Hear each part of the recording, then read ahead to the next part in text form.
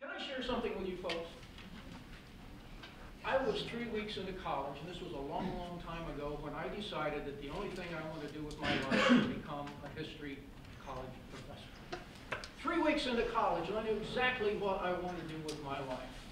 I am one of the happiest people I know, because this is all I ever wanted to do. It's all I can do, but thankfully it's all I ever wanted to do. I get up every day excited to come into work. I do. It's not even work. You know what? They pay me to do this. Can you believe that? They pay me to teach.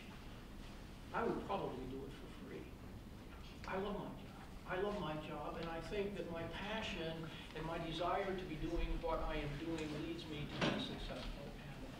And so one of the things that I would encourage you to do is think long and hard about what it is that you love and what it is that you get excited about, and find out how you can get paid to do that. And that is one of the ways that you are going to not only be happy, but you are going to find success in life. So think about that. What you do with your career is very important to your happiness. Since I am, as I just revealed to you, you didn't know it, a history professor, and that is I deal in the humanities, and I deal in ideas, and I'm a scholar and an educator by trade. When I think about the things that I am grateful for, getting back here to Sean Acor's points number 1 and points number 2, much of it deals with the life of the mind. Right? The life of the mind, intellectual stimulation, intellectual growth, being alive, vibrant, and inquisitive mentally and on an intellectual level.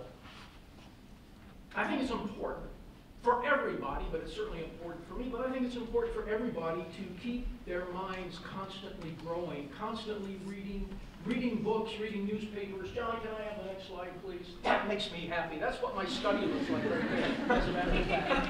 I love that. It's a nest. Do you understand that? That's what that is. It's a nest. I love that. I love that, right? Books make me happy. Books make me happy. I just simply love that. I love books, not just the physicality of books, but I love books because when I open up a book, it transports me beyond myself. Right? It takes me out of my existence, and it takes me places where I've never been before. It exposes me to ideas. It exposes me to different people. It exposes me to different cultures. One of the things I really like about books, they can take me into the past, they can take me into the future, and they bring me back to the present. Books, I love books because books help me grow. They take me beyond myself. They bring new insights to me, and they're constantly helping me develop and expand my own world and my own mind. I would encourage you then to find satisfaction in books. I really would. And of course, probably you've never seen books like that because most of you have e-tablets. That's okay. That's okay. Just read. I think reading is important. Maybe not so important how you do it, but just simply do it because they help you to develop your mind and expand your ideas. I would also say that it's very important for you, if you want to continue to grow, you want to be stimulated intellectually, I would say that music and movies are also another key element of that. Music and movies, they open up different kinds of worlds to the individual. They can bring you a tremendous sense of satisfaction, a tremendous sense of growth and happiness as well. Music and movies, I think they should be an integral part of any person who is a thinking person. One of the things that brings me infinite joy as I think about it time after time after time is art. And I have the privilege of spending a lot of time around art because of my job. And I travel to some pretty spectacular art museums every year, and time again, I see some of the same works of art, and they have become old friends. And I walk into a room and I start smiling because, yeah, there she is, or yes, there he is over there. Sometimes I get mad when there's just a big blank space on the wall and they've taken down one of my favorite paintings. John, can I have the next slide, please? I'm looking very much forward to going to Florence in another couple of weeks over winter break with a group of students that I'm taking because I've been spending a lot of time over the past 3 months studying this painting by Botticelli's Primavera. And I've been doing some reading on it because I never really felt like I understood this painting, and I wanted to learn more about it. And I learned just a tremendous amount about it, and I'm not being too pedantic or boring you. What Botticelli is trying to do here is he is presenting, and he's painting here in the 1470s in Florence. He is presenting a a celebration of pagan spring. These are all in one way or another. You can see the west wind blowing over here in early March, and it's warming up. It's warming up the ground. This is Caloris right here, right? She is symbolic. Chloroform, right? Chloroform produces green. You can see her. The earth is being warmed by the blowing of this, the wind, and then turns into flora right here, and then flora starts to spread her bouquets all over the ground. And we see lovely Venus right there. She was a fertility goddess for the ancient Romans, and she's presiding over spring. And the lovely three graces over here who are symbolic of the seasons as they turn. And then finally we have Mercury over here on the far left-hand side, who also, for the ancient Romans, was a fertility god at the same time. I'm very excited to see this painting again and to get up close. Can I have the next slide, please, John? One of the things, can we turn the lights off in this place? Is there any way to turn the lights down? Can we do that? Please. I wish we could. I wish we could get rid of some of these lights. This takes my breath away. This just absolutely takes my breath away, right? The gossamer gown of these three graces right here that Botticelli has painted.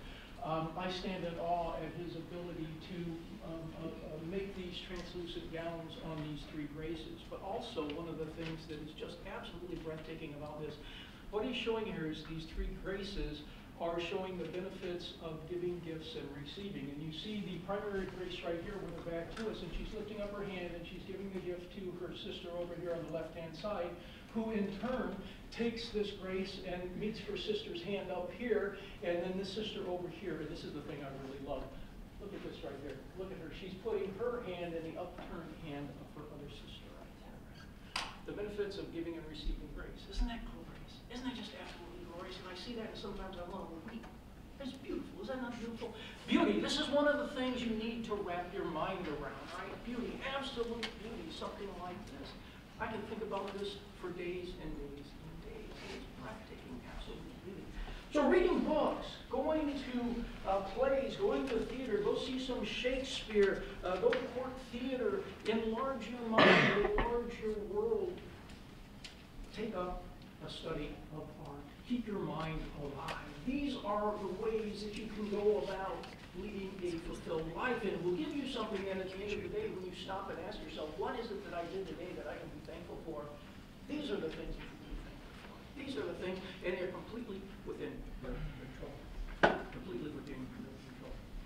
There's another wonderful way to keep your mind intellectually alive and vibrant with new experiences and knowledge, and that is travel abroad, right? Travel abroad. I would encourage all of you to do this if you have not yet traveled abroad. It's one of the things that you absolutely need to do, travel abroad. This is a great way, if you haven't done it, you know about this already. It's a great way to learn about other people, to learn about other cultures. One of the things that traveling abroad does, and studying abroad does, that not only does it expose you to alternate ways of seeing the world and alternate ways of doing things, and cultural oddities and cultural practices which really strike you as strange at first, but then you see why people do these sorts of things, and you see that there are other ways of doing them. This is one of the benefits of studying abroad, or travel abroad, but there's also another benefit, and that is that you begin to see how other people see you as an American. And you begin to see how other people see you as coming from the United States. We are isolated here. We're insulated. We really are. And sometimes it's very shocking to go to a strange country and listen to their perspectives and the way in which they view America and view Americans. It really is informative. Really, really is informative. I think studying abroad, traveling abroad, it's one of the things that I absolutely love to do. I've spent much of my life traveling, mostly to Europe. I make no apologies for that. I do European history, so I travel back and forth on a regular basis. And I've spent a lot of my life in cities like Paris and Florence and Rome and Venice.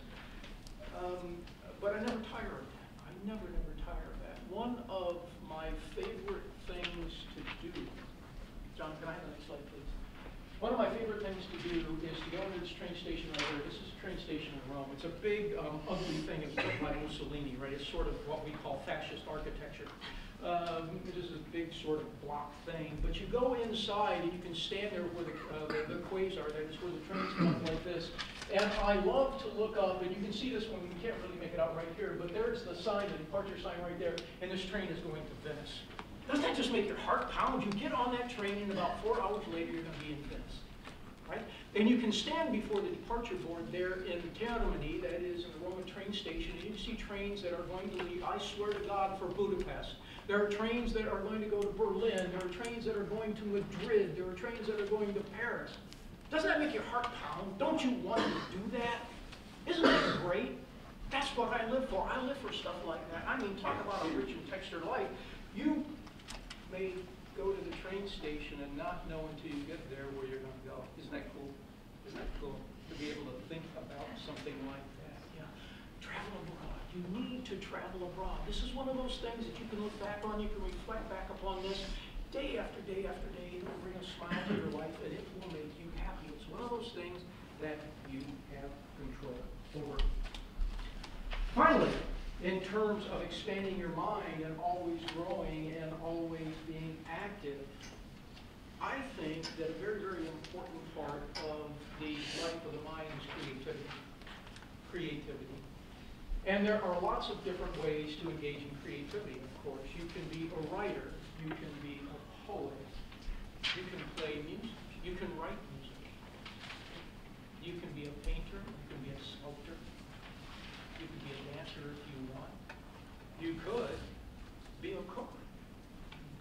You could be a carpenter. You could work with your hands. Creativity. Creativity is one of those things that could bring you and will bring you an infinite amount of pleasure in your daily routine. It's going to allow you to express yourself. It's going to allow you to express who you are, to use your mind, to use your hands.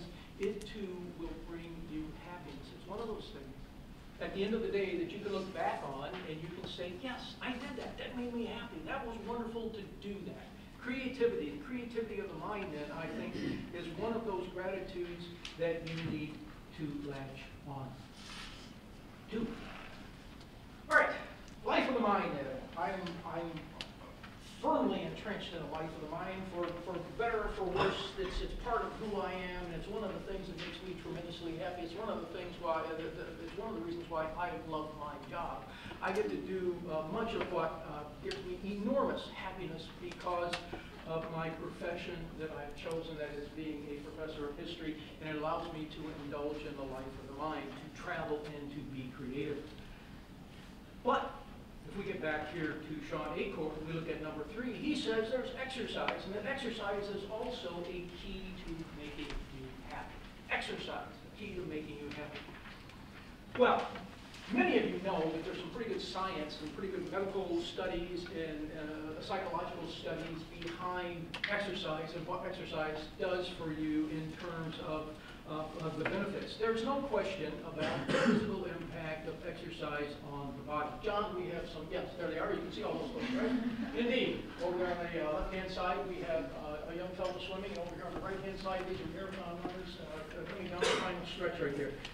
Exercise, from weight control to combating disease like diabetes, heart failure, high blood pressure, lower cholesterol, strengthening the muscles in your body. There are just one after another. There is all sorts of positive benefits of exercise to be had, physical benefits. The other thing it does is, this is more of a psychological aspect or benefit, and that is that people who exercise tend to have better body image than people who don't. It's just one of those psychological benefits, right? You have a better sense of your body about you. And that's a way to bring happiness to yourself as well. But modern medical studies show that sustained physical exercise causes the brain to release a series of chemicals which flood the body with sensations. And it's these that I'd like to talk about for just a few minutes. It's not just going out and toning your body that is one of the benefits of exercise, but there are just almost like a pharmacy that opens up as you start to exercise, as you start to pound the pavement, or you're starting to play volleyball or running up and down the basketball court. Endorphins are released by exercising in the body, and one of the things that endorphins do is to give you a rush of energy. You're probably all familiar with either the experience of or the phrase runner's high. Runner's high. It's well documented. It's a phenomena that occurs in a lot of different sports, but particularly among runners, where they just simply crave to get out and run because after being engaged in running activity for a couple of miles, they begin to simply feel euphoric. And there's a whole host of chemicals, bodily chemicals, which are released to do this. One of these is the endorphins, which produce energy in the body, and they absolutely make the body more energetic. And this lasts long after you have ceased exercising. Dopamine also floods the body being produced by exercise. It makes the body feel good, right? It makes the body feel happy. It makes the body feel comfortable. And this is one of the reasons why runners cannot go more than a day or two without running, because they crave dopamine. They want more dopamine because it makes them feel good. Makes them feel good. You know who you are out there, you runners, right? You'd rather be running right now than listening to me, wouldn't you? Yes, absolutely. I really can't elicit any dopamine. Serotonin is another chemical which is released by the brain, and serotonin has a calming effect over the body. It reduces anxiety. And in reducing anxiety, another benefit of serotonin is it increases concentration. It increases concentration. It calms, it releases anxiety, and it increases concentration. These are the psychological benefits then, and physical benefits of exercising at the same time. Think about that then. There are all sorts of reasons that you should in fact exercise, because physically it makes you feel better, it releases anxiety, and it puts you in a state in which you are able to perform better, whether you're working, whether you're or whether you're a student, or whether you're just out there in society and you're jostling about and dealing with other people. You're more relaxed, and you're at the top of your game when you engage with other people. So, exercise. Exercise. And it doesn't have to be long either. 15, 20 minutes a day, and it doesn't have to always be vigorous. A walk will do it if you want to just simply get out and walk. Think about this. I would encourage you then, the next time that you have been at your desk for, let's say, 2 or 3 hours studying for one of Delph's exams, rather than cursing Delph, what I want you to do is to get up and take a walk. Right? Get up and take a walk. It will help to put the world in focus. This is what you need to do. It will give you a sense of calm. It will give you a sense of peace and release anxiety.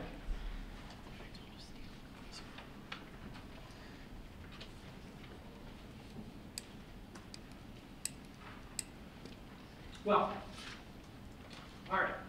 One of the most fascinating things, aspects of one of the studies that I was looking at when I was looking at the benefits of exercising is that a neurobiologist in California has actually measured the effect of having students learn and study while they are literally exercising.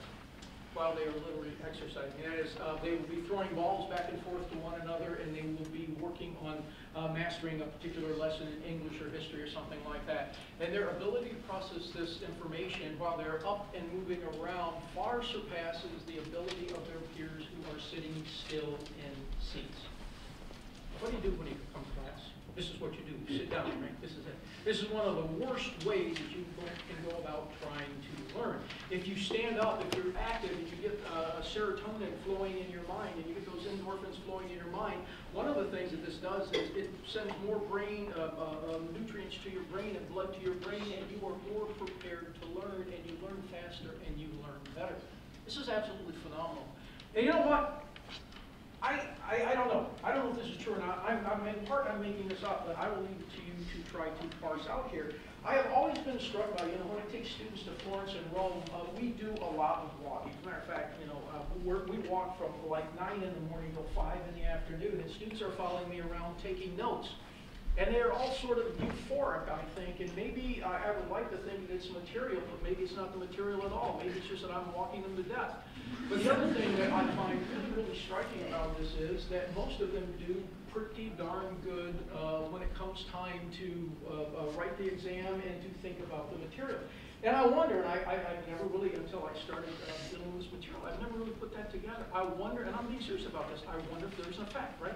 We are out walking around, we are physically active, we are moving all the time, and I just wonder if this is part of what's going on right here. These people are learning better because they are active while they are learning. Somewhere I think there's an NEH grant in that, but we'll save that for later. Okay. We have seen how taking care of your mind and body can work to produce optimum circumstances and conditions that will result in a sense of happiness in the individual, and along the way you are leading a fulfilled life. There's lots of different ways to do this, I hope I'm making clear to you. If we go back to Sean Akers' 5 steps for setting the stakes for happiness, I want to spend a little bit of time looking at number 5, random acts of kindness. Random acts of kindness as a way to produce happiness. This is absolutely fascinating. Absolutely fascinating. Numerous studies have shown that the positive feelings that occur in someone who engages in acts of kindness, of friendliness with others. Modern studies of the brain have discovered why this is. The work of a neurobiologist in Southern California, Daniel Siegel, among others, has shown that we are literally hardwired to be sociable, to respond to the needs of others, and to show both empathy and compassion towards others. We are hardwired for this. It is part of our brain, our system. This goes back. This is hardwired into what is called the limbic area of the brain. Please don't ask me any more about that. Right? I'm a historian and not a doctor, but it's in a frontal part of your brain, the limbic area, which deals with feelings and it deals with emotions, and this is hardwired to respond to other people. The reason for this is our furry friend right here, the saber-toothed tiger. This saber-toothed tiger, right? This was apparently a evolutionary process in order to preserve this species. Human beings developed the capacity, the innate capacity and ability and drive to look after one another. To look after one another. In other words, it became quite clear that if you were going to survive, you needed other people around you. Think about this. Right? You're alone, you're solitary, it's the middle of winter, and you go to sleep and the fire goes out. Who's going to have you for dinner? This furry friend behind me. Okay? Yeah, the furry friend behind me. If you have to go hunting, you have to bring home some sort of food for the family, for the wife and your 3 children, and you leave them. Who's going to protect the wife and the children while you're gone? They are going to fall prey to either your enemies or to wild animals. Yeah. Human beings, survival then, survival in groups, survival in a tribe became the way in which human beings managed to survive. This is what it was all about. And the brain then developed these mechanisms that made it aware of and made it respond to the needs and the desires and the passions and the situations of other people. We are hardwired to do this. Hardwired to do this. We have a system in our brain that predisposes us to need others, to be social, and to look after other people. We are social creatures. Now, there's a couple of things to take away from this. John, can I have the next slide, please? First thing to take away from this is loneliness kills. Literally, loneliness kills. Human beings need other people. We need other people. We are hardwired for that. We need other people. Loneliness kills. As a matter of fact, studies of old people have proven that loneliness kills quicker and more steadily, or I should say, more steadily than do cigarettes. Put an old person in a home and leave them there, and they will die quite quickly. People need other people. What this means is that if you yourself want to find happiness, there are a couple of things that you need to do. First of all, you need to have friends around you. You need to be in a circle of companions. You need to be in a place in which you are going to find positive reinforcement, where people are going to be able to read you and respond to your needs. This is one of the things that you are going to latch upon if you want to be happy. We need friends. And you all know this, right? We need friends. You need friends, and it's not just the emotional support, but it's the physical support, the day-to-day, when something happens, when that saber-toothed tiger shows up, you need someone that's got your back, right? Really. This is part of what's going on. But that's only one side of it. The other side of this is those random acts of kindness. Random acts of kindness. If you help other people, whether you know them or not, you will feel good about it. You will feel good about it because this is what you're disposed to do. You are predisposed to help other people. John, can I have the next slide, please? I love this shot right here. This is a soup kitchen, and one of the reasons I love this shot right here is because these ladies, these lovely ladies over here on the right-hand side, have fed these people over here, and they are sitting down and they are talking to them. They're not just simply giving them food and shoving them along, but they're actually sitting them down. They're making them feel warm. They're making them feel welcome. They're making them feel worthwhile like human beings. And here's my advice to you. If you want to be happy, go work in a homeless shelter. If you want to be happy, go to a soup kitchen and help people in that soup kitchen. If you want to be happy, the next time you see a homeless person on the street asking you for money, don't turn away, look them straight in the eye and smile at them and say hello. Do that. Do that. Loneliness kills, and you know what? Loneliness is not just physical loneliness. Loneliness can also be spiritual loneliness, and it can be social loneliness as well. This is part of the problem with homeless people, right? That they don't have that group of friends around them. It's not just physical loneliness, but it's a sense of alienation in society. Take some time. If you really want to be happy, if you want to make others happy, reach out. Reach out. Get involved. Get involved. Reach out. Random acts of kindness, and this is one of those things, again, that you can think back on the end of the day. What 3 things do I have that I am grateful for that I did this day? What is one of the things that I did over the past 24 hours that I can look back on and it makes me feel fulfilled? Yes, going out and engaging in random acts of kindness. And finally, to wrap this up, let's just spend a few minutes talking about Sean Acor's point number 4 in meditation. One of the things that he argues here is that we should spend some time, if you want to be happy, one of the things that you need to do is you need to think about the world beyond yourself. You need to think about the world that surrounds you and your place in the world. What is your relationship to nature? What is your relationship to the cosmos? How do you fit into this beautiful and just absolutely mesmerizing and glorious world that surrounds us? You need to spend some time thinking about that. You need to think about what is your place in the world. One of the benefits of doing this is, if you spend some time doing this, before too long, you are going to start thinking about then your obligations to nature and your obligations to other living creatures and your obligation to the larger universe.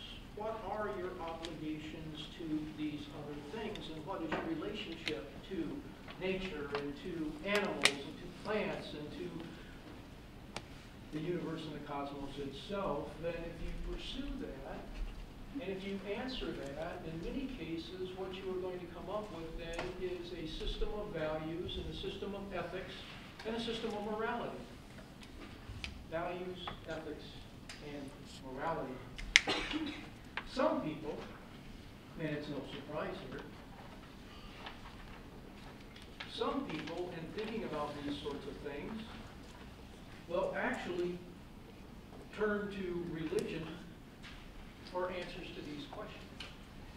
What is the meaning of life? Why am I here? What are my obligations to other people? What are my obligations to nature and to the world around me? And the many religions, the Abrahamic religions, Christianity and Islam and Judaism, teach a respect for human life and the other elements of creation. In this case, answers to these questions, what is the meaning of life and what is the purpose of life, also link these people to the divine. But that's not always the case. That's not always the case. There are many, many people who have moral and ethical codes that they did not acquire through religion. They have thought deeply about the world beyond them and their place in the world and what they owe to others and what are their obligations. Philosophers and philanthropists and activists, many of them follow a moral code and a system of ethics which argue for justice and humanitarianism towards others. One of the things that is absolutely fascinating is that there seems to be, across the ages, embedded within human beings, some sort of innate system of ethics and moralities. There are certain actions, there are certain situations in just about every society which are taboo. They cannot be allowed. There's some sort of inner voice which forbids these things from happening. In fact, there's growing evidence from neuroscience that we are hired with elements of a moral code, and one of these, you're probably familiar with this, runs along the lines of do unto others as you would have others do unto you. And while that may be called the golden rule, or it may be attributed to Christian ethics and Christian morality, one of the interesting things is that Confucius in China said pretty much the same thing. This is amazing. Confucius, who was a contemporary of Plato and Socrates, argued that we should do unto others as we want others to do unto us. We should have respect for parents. We should deal with others honestly. And he also pointed out that happiness was not found in materialism. This search, being reflective, as Sean Acor urges us, this search for our place in the universe, in meaning in this life, what is the meaning of life, seems to be one of the constants that people who are happy think about and deal with, and they work towards answering that question, to their own satisfaction. So, what then constitutes a richly textured life? I'll tell you what I think constitutes a richly textured life. A life of learning, a life of travel and creativity, a job which you are passionate about, taking time out for physical exercise, taking time out for walks, to go running, to shoot some hoops, to release all of that tension, a life which is punctuated by random acts of kindness and a care and a concern for other people, and a life in which you frequently stop to think about your own place in the universe and your obligations towards other living creatures in the world. To me, this constitutes a richly textured life, and in leading a life like this, I'm pretty sure that you can find happiness, and on top of everything else, Sean Acor tells me that I'll be successful as well. Thank you.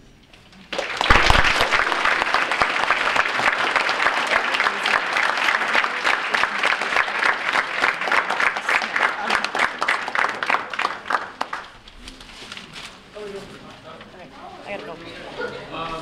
You guys can turn this on for me. Are there any questions for Dr. Delph? Or you can ask me. I guess I have one, if no one else has one. So I guess my question is, what did you want to do for your first weeks of college, or what were you going to college intended to do, and what made you, what was kind of the catalyst that made you realize you wanted to be a professor? Okay, so why did I go to college in the first place? That's an interesting question. I went to college. Can we talk? I feel like we've been together long enough. I have what's I characterize as a very I-94 educational experience. I grew up right here. I grew up in Waterford, Michigan, and as an undergraduate, I went to Western Michigan, right down 94 out in Kalamazoo. And then when I finished up my education there to get my PhD, I went to the University of Michigan, which is on the other end of I-94, and then I wound up teaching here at Eastern Michigan University. So I just sort of seesawed back and forth on I-94. When I went to Western Michigan University, I went with the idea that I wanted to be a high school history teacher. That's what I wanted to do. I just thought it was so cool to teach because that's all I knew. I just thought, you know, I had some really good teachers in high school, and that's what I wanted to do. 3 weeks into college, I said, no, man, I want to do what those guys up there do, because those guys are so cool. And they know so much. I just couldn't believe how much they knew. It seemed like they knew everything there was to know about history, and that's what I wanted to do. So, yeah. It was all, I guess, you know, what I was supposed to do. Any other questions? Okay, well, I appreciate you coming out tonight. Stay warm. Go home and watch Sean Acorn. Really, really appreciate it. Okay? If you can bring your note cards to the front and